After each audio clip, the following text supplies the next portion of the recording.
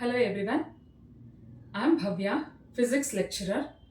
Welcome back to my channel Learning Physics with Bhavya ma'am. If you have not seen my previous video, link is given in the description box, please check. Today we are going to discuss dimension of physical quantity. This is lecture number 2.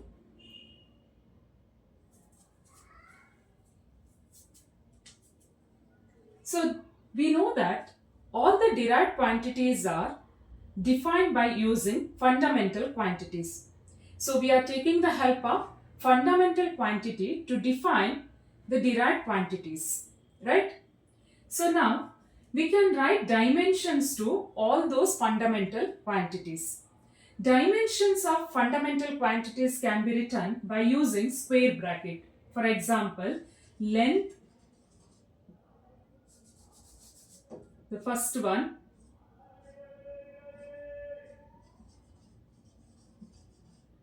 length is expressed as like this. We just write square bracket and capital letter. Okay. So mass is written as, the dimension of mass is capital M. Dimension of time is capital T. Dimension of electric current is capital A. Remember this, capital A. Dimension of temperature, students remember here, temperature is not denoted by capital T, okay? Capital T is a dimension of time. So temperature is capital K. Similarly, luminous intensity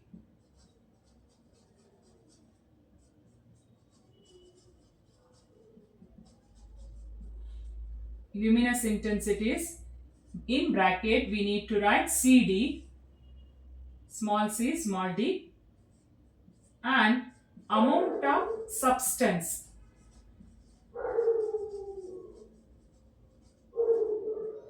is, in bracket, square bracket, MOL.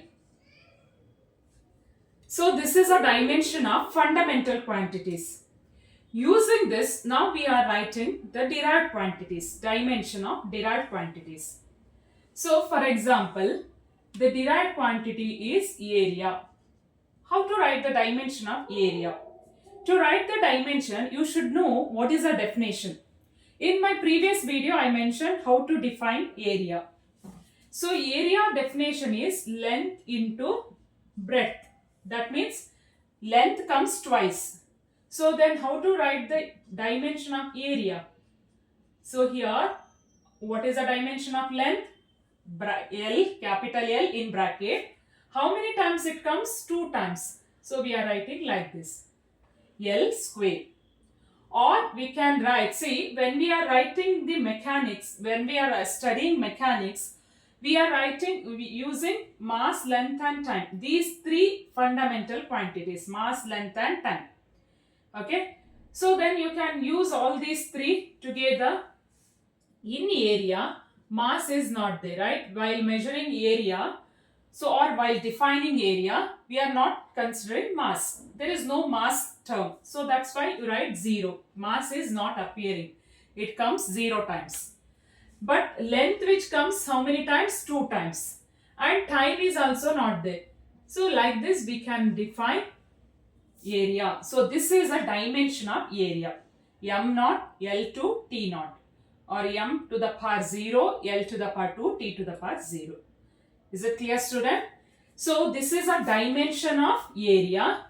And writing like this is called as equation. Okay. Or this is called as dimensional formula. And equating dimensional formula with the physical quantity is called as dimensional equation. Okay, so this is called as dimensional formula. Equating with the physical quantity is called as dimensional equation. So similarly, let us write, I'll take other example. Okay, density.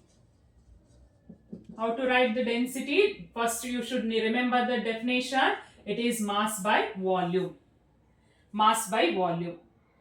Now, how to write the definition, dimension of density? Dimension of density can be written as, see, mass dimension is capital M, which comes one time, and volume dimension, volume means length into breadth into height. So that means 3 length, which comes 3 times in the denominator. All together we can write M1, L which comes in the denominator 3 times. You can write it as L inverse, inverse 3, minus 3, L to the power minus 3, and T comes 0 times. So like this, put a square bracket.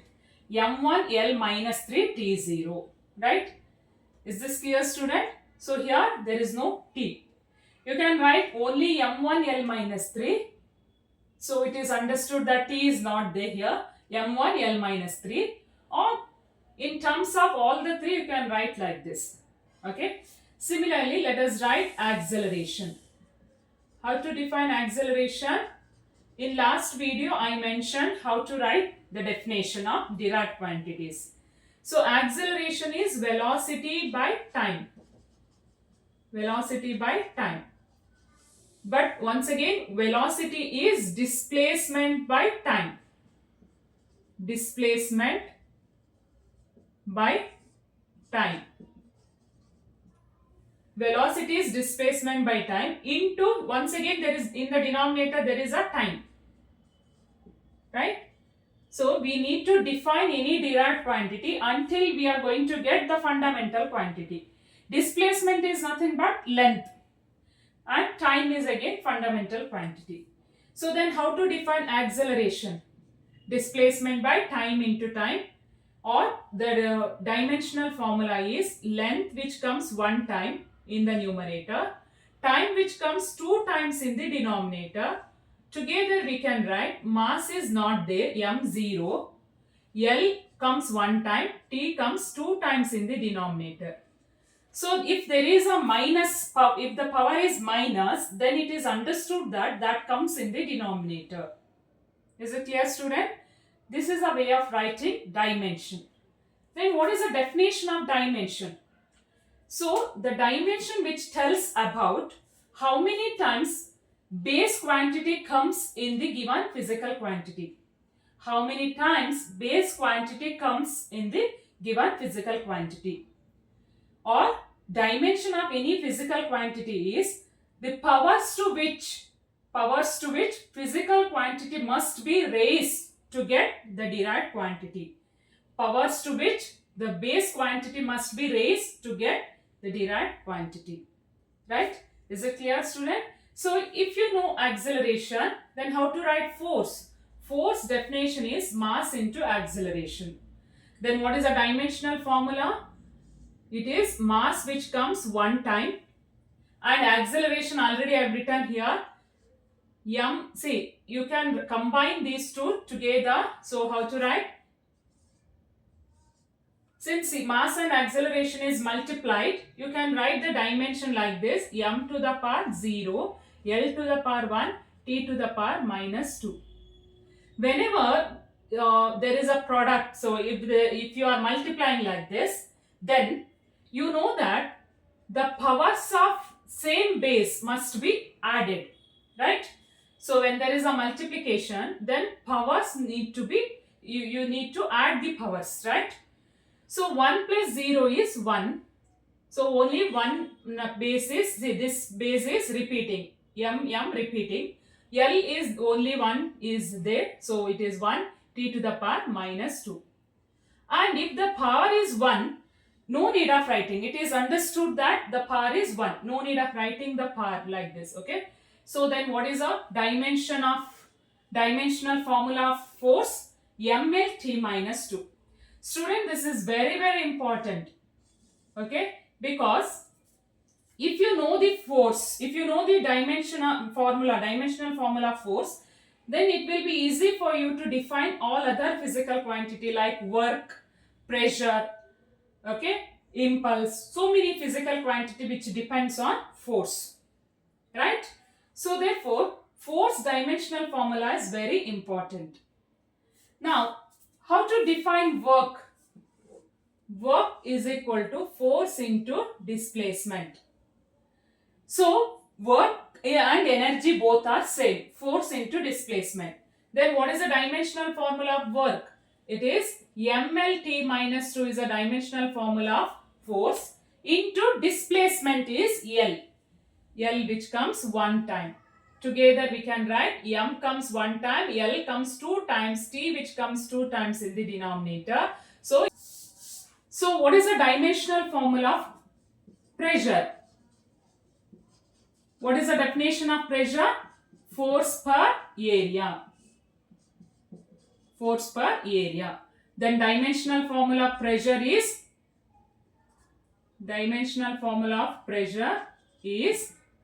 force is mlt minus 2. Area means length into breadth. So L comes two times in the denominator. Together we can write mlt. Now look at m comes one time, L comes one time in the numerator, two times in the denominator, minus 2, T comes two times in the denominator. So together we can write m one time, no need of writing 1, L 1 minus 2 is minus 1, T minus 2. So this is a dimensional formula of pressure. Is this clear, student? Now dimensional formula of power is, the definition of power is rate of doing work. Power is rate of doing work, that is work divided by time. So already I mentioned what is a dimensional formula of work, which is m L square T minus 2, and time is in the denominator. So when it goes to numerator, it becomes minus 1. Shall I write together? So m comes one time, L two times, T minus 2, and here when T goes to numerator it becomes minus 1. So minus 2 minus 1 is minus 3. Is this clear, student? ml square T minus 3. ml square T minus 2 by capital T one time. So that T when it goes to numerator it becomes T to the power minus 1. Minus 2 minus 1 is minus 3. Like this we can write the dimensional formula for some derived quantities. Is this clear, student? So what is dimension? The powers to which fundamental quantity must be raised to get the derived quantity. First one, dimensional variables. Dimensional variables. So as I mentioned just now, some physical quantities or all the derived quantities which can be written in terms of fundamental quantities, right? So that is called as dimension. For example, velocity. How to write the dimension of velocity? Velocity is displacement by time. So mass which comes 0 times, length which comes 1 time, time which comes 1 time in the denominator. This is a way of writing dimension of velocity.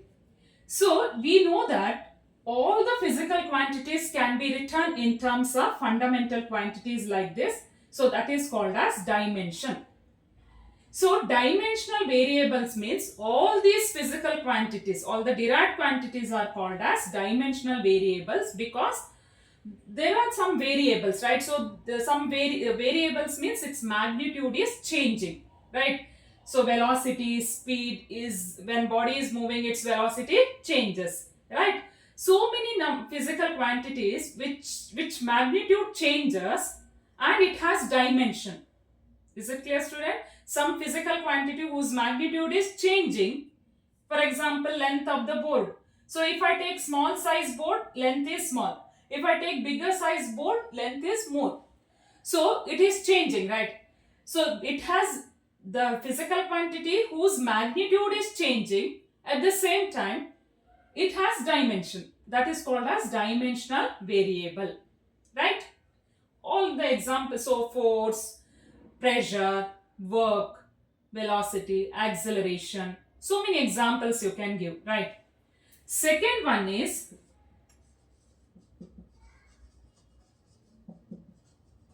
dimensionless variables. Dimensionless variables. Dimensionless variable means the value is changing. Okay, the physical quantity has some value, okay, which is variable. Variable means its value is changing, but it doesn't have any dimension. Okay, physical quantity which has no dimension but its value is changing, right? Say for example, angle. Angle. Okay, so how to define angle? We know that it is arc length divided by radius, right? So for example, if the object is moving from here to here, okay, it has covered the displacement s, and so let us consider this is angle covered by object as it moves from one point to another point. The angle covered by object is theta and this distance is radius r. Then we know that theta is equal to s by r. So you are measuring s in terms of length, right? The distance between these 2 points is called as length, and distance between these 2 points is again length. So dimension of length is capital L and here again L. So then what is the dimension? Total is 1 minus 1 is 0. L to the power 0. L to the power 0 is called as 1. That means it has no dimension. There is no dimension. L to the power 0 means no dimension. So, but its value changes, right? So, as the particle is moving here, as it completes the rotation or as body is moving, angle varies, right? Angle goes on changing. That's why angle is a variable but no dimension. It has no dimension, right? Similarly, any trigonometric function like sine theta, cos theta, all these are not having any dimension but its value is varying. Similarly, there is one term called as refractive index. Refractive index is again sine of I by sine r. So again it has no dimension but its value changing. There is no dimension. Okay, no dimension. Is it clear, student? So this is called as dimensionless variables. The third one is dimensional constant. Dimensional constant. As its name indicates, if the physical quantity has dimension but its value is constant, it remains same. There is no change in its value. For example, Planck's constant. Planck's constant. Planck's constant H. Its value is constant, okay, H is same, but it has dimensional. It has dimension and its value is not changing. It is constant, okay. Its value is not changing, okay, it is constant and it has dimension. We can write the dimension of Planck's constant. When you are studying next chapter in dual nature, you'll come to know how to next year, you are going to study this Planck's constant. Similarly, gravitational constant. Gravitational constant G has a constant value, okay. It has some constant value and at the same time we can write the dimension of this. We can write the dimension. We know that gravitational force is directly proportional to product of mass of two bodies and inversely proportional to square of the distance between that two bodies. If you remove this proportionality, there is a constant called as gravitational constant. So G can be defined as force into this square of the distance by m square. m1 into m2 can be written as m square. So we can write the dimensional formula of gravitational constant. So this is one important question asked in board paper or in MCQ. You can expect this question. Gravitational constant can be written as, see, we know that dimensional formula of force is mLT minus 2 and dimensional formula of length is L.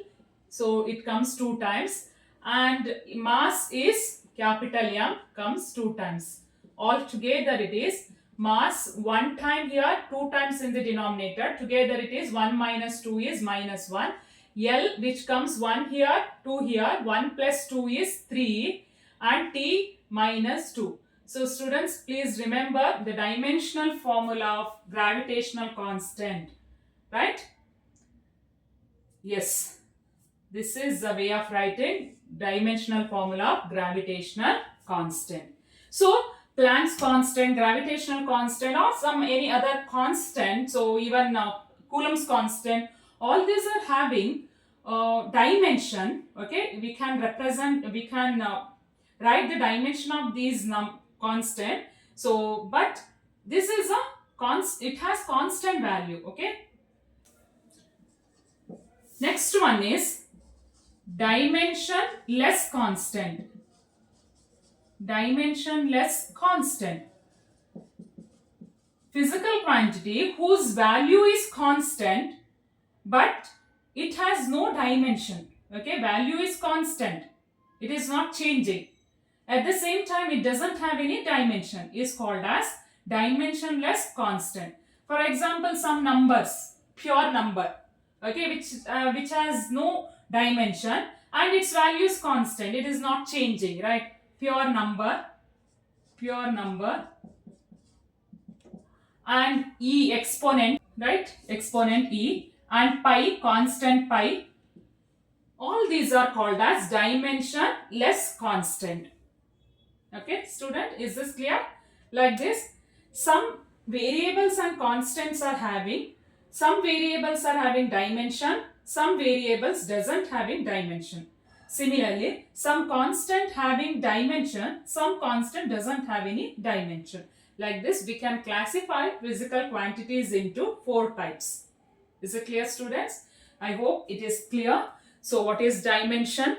Dimension is a way of representing other physical quantities. It tells about how many times fundamental quantities repeats. Okay, how many times fundamental quantity comes in a given physical quantity.